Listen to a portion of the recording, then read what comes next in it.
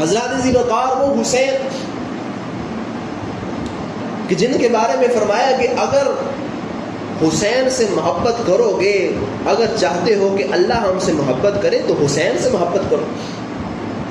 حسین کی محبت کو، قلبی محبت کو نسخہ بتایا نبی صلی اللہ علیہ وسلم کی مقبول دعاؤں میں سے. ایک دفعہ حضرت حسین رضی اللہ تعالیٰ عنہ رونے لگے. آپ صلی اللہ علیہ وسلم نے فرمایا فاطمہ تو جانتی ہے کہ جب حسین روتا ہے تو مجھے تکلیف ہوتی ہے، حسین روتا ہے تو مجھے تکلیف ہوتی ہے.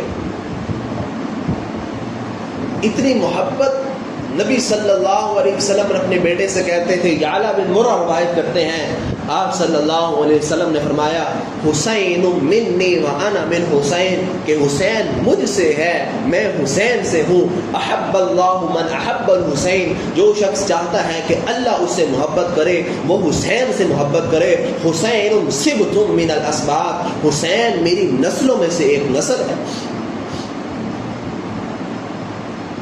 اور فرمایا کہ حسن اور حسین جنتی نوجوانوں کے سردار ہیں.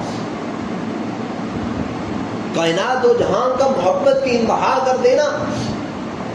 ایک دفعہ تو محبت کی انتہا ہی کر دی، کہا حسین مجھ سے ہے میں حسین سے ہوں. حسن اور حسین جنتی نوجوانوں کے سردار ہیں. کبھی ان کی الفت میں ممبر سے اتر آئے، کبھی سجدے طویل کر دیے کہ پشت پر نوجوانوں کے، جنت کے نوجوانوں کے سردار سوار ہیں. کبھی نماز ارکان یوں ادا فرماتے کہ گوشہ رسول وجود اطہر کے ساتھ چمٹے ہیں. کبھی ان بچوں کے ساتھ دوڑ رہے ہیں، کبھی ان بچوں کو کندھوں پر سواری کرائی جا رہی ہے. دیکھنے والوں نے کیا خوب کہا کہ سواری کتنی اعلیٰ ہے. نبوت فوراً زبان نبوت سے یہ بات نکلی کہ سواری بھی تو کتنی اعلیٰ ہے. اگر سوار اعلیٰ ہے، سواری اعلیٰ ہے تو سوار بھی تو اعلیٰ ہے. دیکھنے والے نے کہا کہ سواری کتنی اعلیٰ ہے، تو فرمایا کہ سوار بھی تو کتنا اعلیٰ ہے. حضرات ذی وقار وہ حسین کہ جن کے لیے سجدے کو لمبا کیا گیا. غالباً ظہر یا عصر کی نماز آپ صلی اللہ علیہ وسلم تشریف لائے، اقامت پڑھی گئی. آپ علیہ السلام نے اپنے دائیں طرف حضرت حسین کو بٹھا دیا، ابھی بچے تھے. سجدے میں چلے گئے، حضرت حسین آپ کی پشت پر سوار ہو گئے. جس طرح بچے سجدے کی حالت میں اوپر بیٹھ جاتے ہیں، سجدہ لمبا کر دیا. ایک صحابی حضرت شداد رضی اللہ تعالیٰ عنہ کہتے ہیں کہ میں نے اپنا سر اوپر اٹھا کے دیکھا تو میں دیکھتا ہوں کہ بچہ آپ کی پشت پر سوار ہے. پھر اپنا سر کو نیچے کر لیا. جب نماز مکمل ہوئی تو حضرات صحابہ کرام نے فرمایا یا رسول اللہ جس قدر آج سجدہ لمبا کیا اس قدر پہلے ہم نے کبھی نہیں دیکھا کہ آپ نے سجدہ لمبا کیا ہو. کیا کوئی اللہ کا حکم آ گیا تھا؟ کیا کوئی وحی آئی تھی؟ آپ نے فرمایا نہیں، ایسا کچھ بھی نہیں ہے، بلکہ میرا بیٹا میرے اوپر سوار تھا، میں نے اس بات کو ناپسند کیا کہ میں اس کو جلدی اتار دوں. حضرات ذی وقار وہ حسین، حسن اور حسین جن سے اتنی محبت کرتے تھے. ابو ہریرہ رضی اللہ تعالیٰ عنہ روایت کرتے ہیں آپ صلی اللہ علیہ وسلم کے سامنے باہم حضرت حسن اور حسین کشتی کھیل رہے تھے. آپ صلی اللہ علیہ وسلم نے حسن کو کہا حسن شاباش جلدی کرو. حسن کو داد دی. ساتھ فاطمہ رضی اللہ تعالی عنہ کھڑی تھی، کہنے لگی اے اللہ کے رسول، اے بابا جان، آپ ہمیشہ حسن کو شاباشیاں دیتے رہتے ہیں، کبھی حسین کو شاباش نہیں دی. تو آپ صلی اللہ علیہ وسلم نے فرمایا کہ حسین وہ تو جبرائیل شاباش دے رہے ہیں، جبرائیل ان کے پاس آئے ہیں اور ان کو کہہ رہے ہیں شاباش حسین جلدی کرو جلدی کرو. حضرت ذی وقار وہ حسین وہ اہل بیت کہ خود عائشہ صدیقہ رضی اللہ تعالی عنہ روایت کرتی ہیں ایک دفعہ آپ صلی اللہ علیہ وسلم صبح تڑکے منقش چادر پر اپنے آپ کو لپیٹ کر باہر نکلے. اتفاقاً حضرت حسن بھی باہر نکلے، آپ نے حضرت حسن کو اپنی چادر میں لپیٹ لیا۔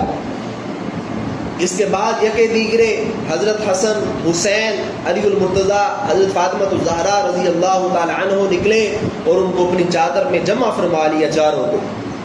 اور اس موقع پر قرآن کی آیت پڑھی، انما یرید اللہ لیذھب عنکم الرجس اہل البیت ویطہرکم تطہیرا، کہ اللہ کو یہ بات منظور ہے اے نبی کے گھر والوں کہ وہ تمہیں گندگی سے پاک کر دے، خلقن عمدن، ہر طرح سے پاک کر دے۔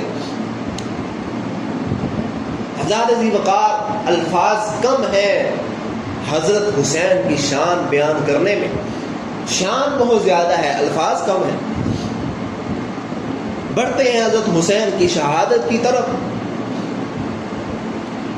کربلا کے میدان کی طرف۔ حضرت حسین رضی اللہ تعالی عنہ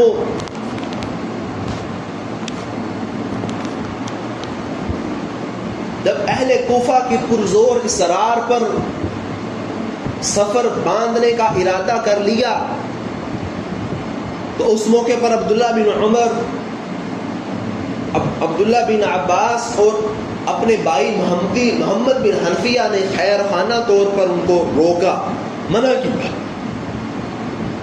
چونکہ آپ سفر کا عزم کر چکے تھے، آپ نے مشورہ قبول نہیں کیا اور سفر شروع کیا۔ سفر کے دوران اپنے چچا زاد برادر مسلم بن عقیل کو کوفہ بھیجا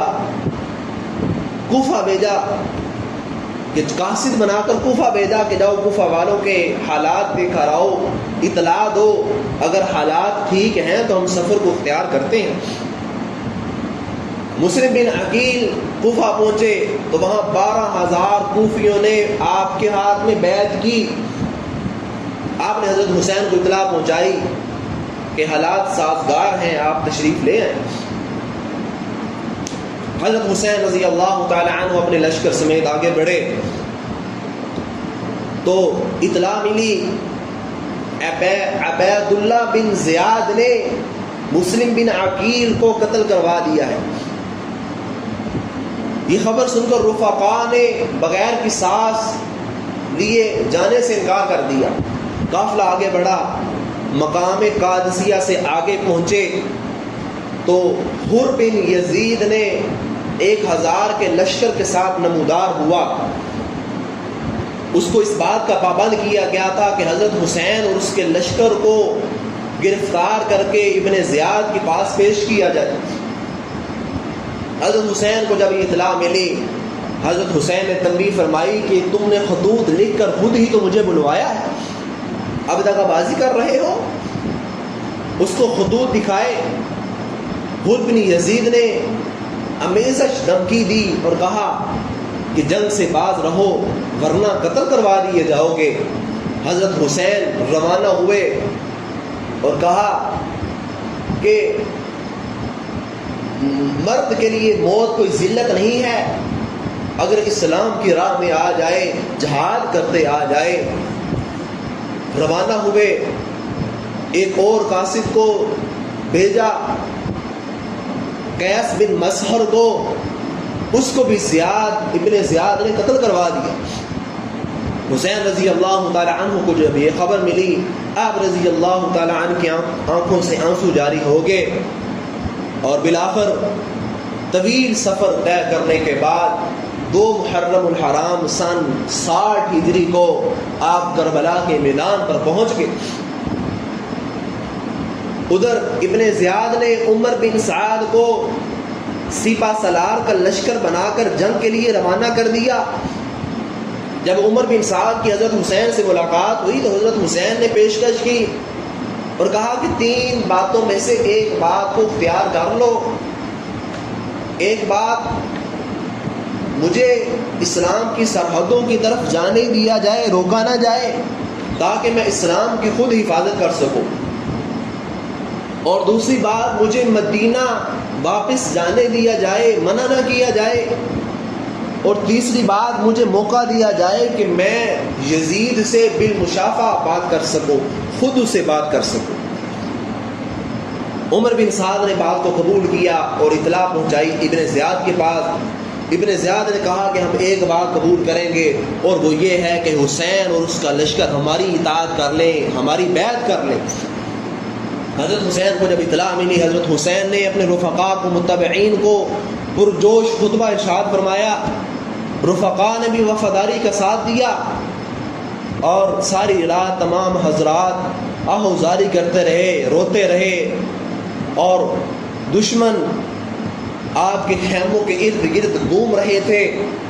بلاخر 10 محرم الحرام مختصراً 10 محرم الحرام فجر کی نماز کے بعد حضرت حسین رضی اللہ تعالیٰ عنہ نے اپنے اصحاب کو صفوں میں قائم کیا، کھڑا کیا، اور عمر بن سعد نے حملہ کیا۔ باہم حملہ ہوا، دونوں کے کچھ آدمی قتل ہوئے، شہید ہوئے۔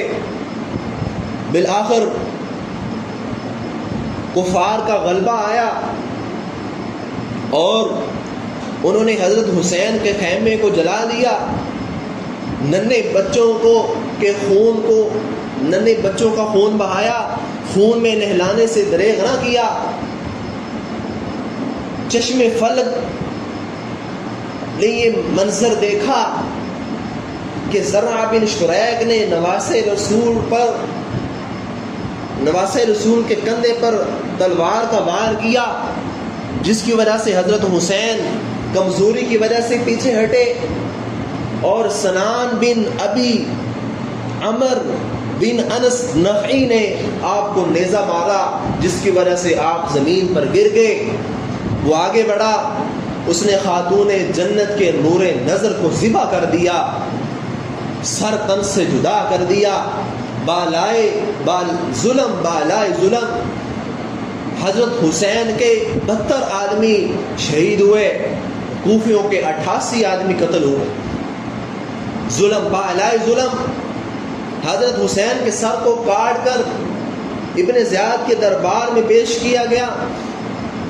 ابن زیاد نے حضرت حسین کے سر کی توہین کی، چھڑی کو حضرت حسین کے ہونٹوں پر مارا، وہ ہونٹ کہ جن کو نبی صلی اللہ علیہ وسلم نے چوما، وہ چہرہ جو نبی کے مشابہ تھا، اس چہرے کی بے حرمتی کی، اس چہرے کی توہین کی، جستے خاکی کی توہین کی،